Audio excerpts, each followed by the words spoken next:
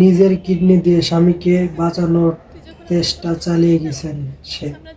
সেই স্বামী সুস্থ হয়ে প্রক্রিয়া এবং অনলাইন জুয়ায় আসক্ত। শুধু তাই নয়, স্ত্রীকে মারধর, বাড়ি থেকে বের করে দেওয়া, প্রেমিকের সঙ্গে বসবাস করছে। তারেক গ্রেপ্তার হলে বর্তমানে জামিনে আছে। অকৃতজ্ঞ স্বামী তাকে বিরুদ্ধে নারী নির্যাতনের মামলা করেছে টুনি। তারেক গ্রেপ্তার হলেও এখন সে জামিনে আছে। বিয়ের মাত্র 2 বছর পর তার একটা সন্তান হয়। তার সন্তান হওয়ার পরেই সে জানতে পারে তার স্বামীর কিডনির সমস্যা। মাত্র কয়েক বছর আগে সন্তানের মা হয়েছিলেন সে। 2 বছর পরে সেই দুঃসংবাদটা জানতে পারে। নিজের বোনের সঙ্গে সবকিছু ম্যাচ করার পরেও সেই বোন রাজি ছিল দেওয়ার জন্য। লাস্ট ফিনিশিং যখন কিডনি নেবে তখন তিনি না করেন যে আমি কিডনি দিতে পারবো না। সেই স্ত্রীর কারণে তিনি নতুন জীবন ফিরে পেয়েছিলেন, আর সেই স্ত্রীকে সে মারধর করেন। টুনির বিয়ে হয় 2006 সালে। তো 6 সালে বিয়ের পরে একটা বেবি হয়। হওয়ার পরেও তিনি জানতে পারে তার এই কিডনির সমস্যা। তো কিডনি মাত্র 20% ভালো ছিল। সে 6 মাসের ভিতরে পাসপোর্ট, ভিসা সবকিছু রেডি করে সে ইন্ডিয়া নিয়ে যায়।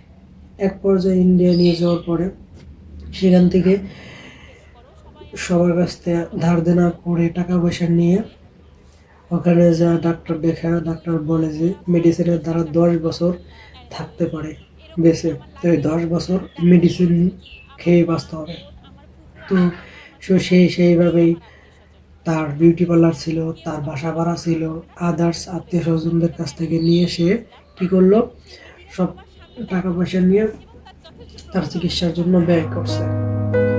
তারপর সে ভালোবাসা কখনো কখনো সিনেমার গল্পকেও হার মানায়। টুনি তারেক 9 বছরের মাথায় ডাক্তার বলল এখনই কিডনি দিতে হবে, নয়তো সে আর বাঁচবে না।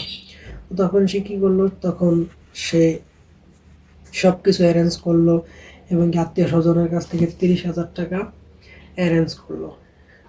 জোগাড় করার পরে সে দিল্লিতে নিয়ে গেল। দিল্লিতে নিয়ে যাওয়ার পরে তার বোনের সাথে কিডনি ম্যাচ করছিল, সব কিছু ম্যাচ করছিল। তার বড় বোন কিডনি দেয়নি।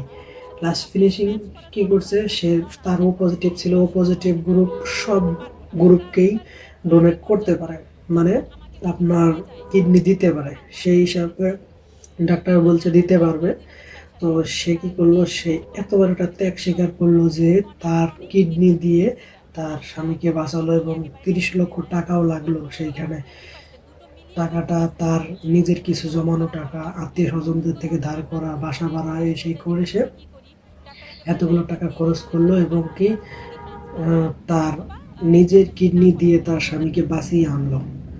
তো আনার পরে 1 বছর 2 বছর তার সাথে মানে দিন দিন খারাপ ব্যবহার করতে শুরু করলো। এক পর্যায়ে দেখা গেল কি সে অন্য মেয়ে আসক্ত, পরক্রিয়া এবং জুয়ারি। আমার হাজবেন্ডের বড় বোন আমার যে ননাস, ওনার সাথে সবকিছু ম্যাচ করার পর আমার ননাস একটা পর্যায়ে অস্বীকার করে যে না আমি করছে। তো এখন বর্তমানে জামিনে আছে। তো আপনারা এই গল্প থেকে এটাই কমেন্ট করবেন যে আসলে ভালোবাসার দামটা কোথায়। দেখেন, একজন মানুষের বলে যে আর কত কি করলে সে ভালো থাকবে, ভালোবাসবে। দেখেন, একটা কিডনি দিয়েও তার ভালোবাসার মানুষটাকে সে কাছে রাখতে পারলো না, সে পরক্রিয়ায় জড়িয়ে গেল। তো আপনাদের অবশ্যই বলবো কমেন্টে আপনাদের মতামতটা লিখবেন। তো পরবর্তী নিউজ দেখতে চ্যানেলটিকে সাবস্ক্রাইব করবেন।